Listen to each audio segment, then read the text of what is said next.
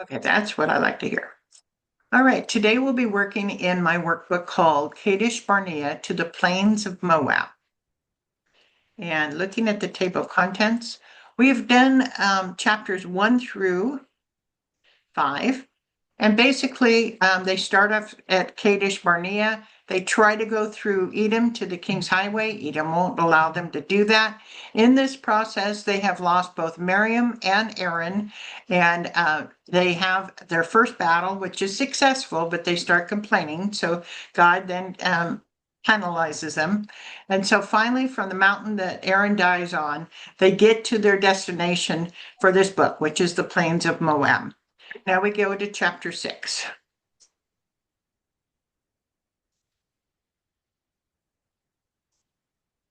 The defeat of Sihon and Og. Okay. Israel sent messengers to say to Sihon, king of the Amorites, let us pass through your country. We will not turn aside into any field or vineyard or drink water from any well. We will travel along the king's highway until we pass through your territory. This story is also told by God in Deuteronomy 2:24-32. Just like the territory of Edom, what did Moses send to Sihon, king of the Amorites? Messengers. Also, just like the territory of Edom, what did Israel promise to the king of the Amorites? Will not turn aside into any field, vineyard, or drink water from any well. However, in Deuteronomy 2, see page 52, what does Moses add to his letter in Deuteronomy 2:28? Uh-oh. I skipped that. Well, let's see, 52. That would be right here, I think. See, I'll put it here. Offering peace. Let's see. Food, sell us food to eat and water to drink for their price in silver. That was the one thing that he added that the numbers didn't have. 28. Oh, sell us. So yes, sell us food to eat. Okay. And we will pay for it. I don't know why I skipped that. No problem. What route did the Israelites want to use? King's Highway. Right. Presently, they are at the Arnon River.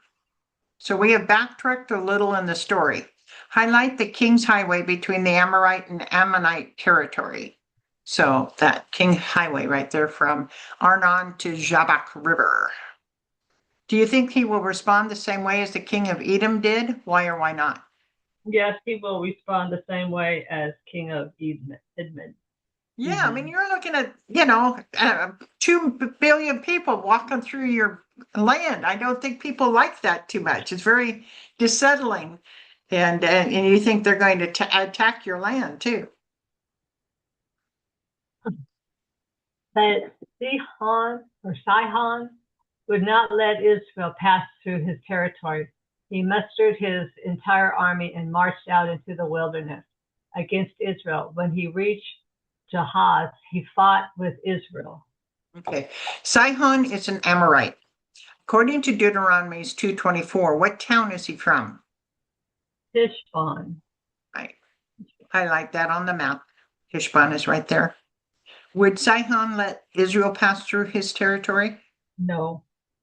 It wasn't totally his decision. In Deuteronomy 2:30, who helped Sihon make this decision? The Lord. What did Sihon do? Not to let Israelites to pass through his country. Right. Where did he fight the Israelites? He mustered his army and marched out into the wilderness. Right. Highlight Jahaz on the map. What is the difference between the Edomites and the Amorites? Why did God spare the Edomites but not the Amorites? God spared the Edomites because they were considered brothers, descendants of Esau, whereas the Amorites were a Canaanite tribe destined for judgment due to their iniquity and unprovoked aggression. God also spared the Moabites too. Deuteronomy 2:9, the Lord said to me, do not harass the Moabites or provoke them to war, for I will not give you any part of their land. I've given Ar to the descendants of Lot as a possession. So we went through Moab and we went through Edom, and normally they stay around the plains of Moab, but now they're stretching their wings out farther than the plains of Moab and going above and attacking some battles there. So they're going to go as far up as Bashan, but really they're stationed at the plains of Moab. Mm. So the story is told into Deuteronomy. The Lord said, set out now and cross the Arden Gorge. See, I've given you into your hands, Sihon the Amorite, king of Heshbon, and his country. Begin to take possession of it and engage him in battle. This very day I will begin to put the terror and fear of you on all the nations under heaven. They will hear reports of you and will tremble and be in anguish because of you. Moses said, from the desert of Kedemoth, I sent messengers to Sihon, king of Heshbon, offering peace and saying, let us pass through your country. We will stay on the main road. We will not turn aside to the right or the left. Sell us food to eat and water to drink for their price in silver. Only let us pass through on foot. As the descendants of Esau who lived in Seir and the Moabites who live in Ar did for us, until we cross the Jordan into the land of the Lord our God is giving us. But Sihon, king of Heshbon, refused to let us pass through. For the Lord your God had made his spirit stubborn and his heart obstinate in order to give him into your hands as he has now done. The Lord said to me, see, I have begun to deliver Sihon and his country over to you. Now begin to conquer and possess his land. When Sihon and all his army came out to meet us in the battle at Jahaz, the Lord our God delivered him over to us and we struck him down, together with his sons and his whole army.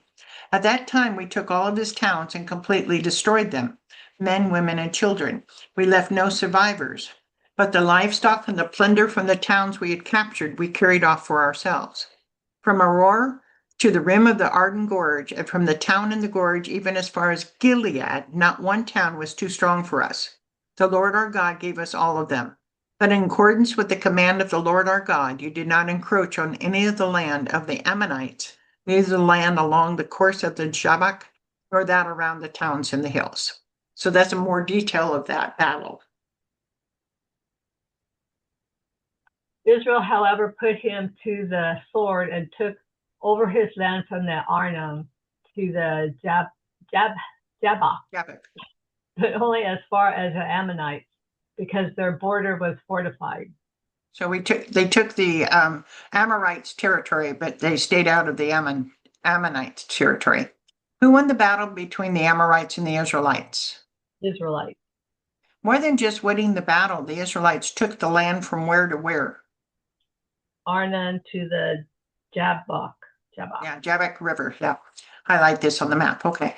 The Israelites were blocked on the east by what? Ammonite. But more than that, who told them not to try to take the land of the Ammonites? God. According to Deuteronomy 2:25, what happened that very day? Terror and fear of the Israelites will come upon all nations. According to Deuteronomy 2:33-35, what all did the Israelites kill or destroy? They killed all the people and took the towns. However, what did the Israelites take as plunder? Livestock. Right. Always can use livestock. Israel captured all the cities of the Amorites and occupied them, including Heshbon and all its surrounding settlements. Heshbon was the city of Sihon, king of the Amorites, who had fought against the former king of Moab and had taken from him all his land as far as the Arnon. Yeah. Once they captured all the cities, what did the Israelites do with them? They occupied them. Who had the Amorites originally taken this land from? Moab. Interestingly, this battle fulfills a prophecy given to Abraham 800 years prior in Genesis below. Based on the prophecy, what can we assume about the sin of the Amorites? It has not yet reached its full measure. Right. It now has reached its full measure. It didn't before, but it now has, in order for them to be destroyed. In the prophecy below, which countries are not listed that the Israelites recently had dealings with? Edom, and Moab. Right. So, and it says, in your fourth generation, your descendants will come back here, for the sin of the Amorites has not yet reached its full measure. That was at that time. Now it has. When the sun is set and darkness had fallen, a smoking fire pot with blazing torch appeared and passed through the pieces. On that day, the Lord made a covenant with Abram and said, to your descendants, I give the land from Wadi of Egypt to the great river Euphrates, the land of the Kenites, Kezanites, Cadmonites, Hittites, Pezerites, Rephaites, Amorites, Canaanites, Girgashonites, and Jebusites. So, Oh, that was good. mhm. That is why the poets say, come to Heshbon and let it be rebuilt. Let Sihon city be restored. Fire went out from Heshbon, a blaze from the city of Sihon. It consumed Arb of Moab, the citizens of Arnon's heights. Woe to you, Moab! You are destroyed, people of Shemosh. He has given up his sons as fugitives and his daughters as captives to Sihon, king of Amorites. But we have overthrown them. Heshbon's dominion has been destroyed all the way to Dibon. We have demolished them as far as Nopon, which extends to Medeba. Right. Medeba. Yeah. So this is from the poets, and so he captured this from the poets and he added it to Numbers. This is actually an excerpt from an Amorite song about their war with Moab and their capture of the land. First, let's look at it at the original intent of the song, the success of the Amorites against the Moabites. What came out of Heshbon and consumed Ar of Moab? Fire. Right. Ar is where the star is on the map. And let's move this over so we can all see the star. There is an archaeological and textual evidence indicating a fiery and violent destruction of cities in the region of Moab, specifically around Heshbon, which historical and biblical accounts attribute to the Amorites under King Sihon before the Israelites arrived. In verse 29, the people of Moab are called the people of Chemosh. Right. Shemosh was a national deity of the Moabites, frequently identified in the Bible as a false god and an abomination of the Moabs. Some of the cities mentioned are on the map. Highlight Heshbon, Arnon River, Dibon, and Mideba. Now let's look at why the Israelites would be singing this song. What reason do you think they're singing this song? Mimicking. Yeah, they're mimicking. You Ammonites thought you were so cool that you took it from the Moabites, but now we took it from you. So yes, it's mimicking. Mm-hmm. So Israel settled in the land of the Amorites. After Moses had sent spies to Jazar, the Israelites captured its surrounding settlements and drove out the Amorites who were there. Then they turned and went up along the road toward Bashan, and Og, king of Bashan, and his whole army marched out to meet them in battle at Edrei. Right. Now, all this information is actually very valid when in a chapter or two. But you're kind of wondering, well, why are they fighting all these people above? It's because they could, but they still stationed themselves in Moab. But this all comes into play in a little bit. The story of Og is also told in Deuteronomy 3 on the next page. Was the conquered land of the Amorites still a transitional location, or did the Israelites make a more permanent residence of it? Permanent. Mm-hmm. Yeah, which is kind of interesting. And we'll talk more about how this becomes a little more permanent later. In fact, see Numbers 32 below. What tribes will stay here instead of crossing the Jordan in the future? Reuben and Gad. Right, and Reuben and Gadites. We learn about another one later. It's like they were assigned or something. So yeah, because they got all this property, and Reubenites and Gadites decided, hey, this is good enough land. We don't need to go to the land promised. And we'll talk about that quite a bit when we get to that. The Israelites continued up the King's Highway to where? Bashan. Right. Who did they meet and battle at Amri? Og, king of Bashan. Right. And again, his story is told more in Deuteronomy than in Numbers. Deuteronomy's 3:1. Next we turned and went up along the road toward Bashan. And Og, king of Bashan, with his whole army marched out to meet us in the battle of Edrei. The Lord said to me, do not be afraid of him, for I've delivered him into your hands along with his whole army and his land.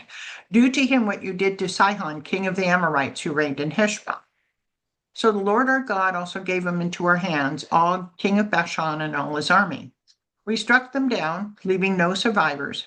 At that time we took all his cities, and there were not one of the 60 cities that we did not take from them, the whole region of Argob, Og's kingdom, and Bashan. All these cities were fortified with high walls and with gates and bars, and there was also a great many unwalled villages. We completely destroyed them, as we had done with Sihon, king of Heshbon, destroying every city, men, women, and children. But all the livestock and the plunder from their cities we carried off for ourselves. So at that time we took from these two kings of the Amorites the territory east of the Jordan, from the Arnon Gorge as far as Mount Hermon. Hermon is called Sirion by the Sidonians. The Amorites call it Sinir. We took all the towns on the plateau and all Gilead and all Bashan, as far as Salkiah and Andrai, towns of Og's kingdom in Bashan. Og, king of Bashan, was the last of the Rephaites. His bed was decorated with iron and was more than 9 cubits long and 4 cubits wide. It's still in Rabbah of the Ammonites. So here we have the reference that King Og is part of those giants that they were fearful of when they originally spied out the land. And even though when they spied out the land that was in the other side, he is also part of the Rephaites, which were giants. So they are able now to conquer the giants that they were afraid of before. Through God's help, of course. The Lord said to Moses, do not be afraid of him, for I have delivered him into your hands, along with his whole army and his land. Do to him what you did to Sihon, king of the Amorites, who resided in Heshbon. So they struck him down together with his sons and his whole army, leaving them no survivors, and they took possession of his land. So what did God assure Moses about Og? Do not be afraid of him. Yeah. Looking at the scripture below, what caused fear in the hearts of the spies 38 years prior? Afraid of the giants. Right. Now look at Deuteronomy 3:11. Was Og one of these giants? Yes. Not only did the Israelites strike Og down, but what more did they do to the people in the cities? Left no survivors, taking their cities. Right. Highlight all the dotted area. This land was captured by the Israelites. So they really, with God's help, and now they're a force to be reckoned with. So and then we come to the crossword. Oh, well. So number 2, who's the king of the Amorites? Sihon. And 3, Sihon is from the city of Heshbon. 6, where did Sihon and his army fight with the Israelites? Jahaz. Okay. And 8, what country borders the Amorite territory on the east? Ammon. Right. 10, the story of both Sihon and Og are written both in the book of Numbers and in the book of Deuteronomy. What area is Og king of? Bashan. Right, Bashan. Yeah. The Israelites wanted to travel on the king's highway. 5, what came out of Heshbon and consumed Ar of Moab? Fire. Number 7, Og's bed was 9 cubits long and 4 cubits wide. 9, originally the Amorites took their land from Moab. And 11, Og and his army met the Israelites at Edrei. Right. Okay, so let me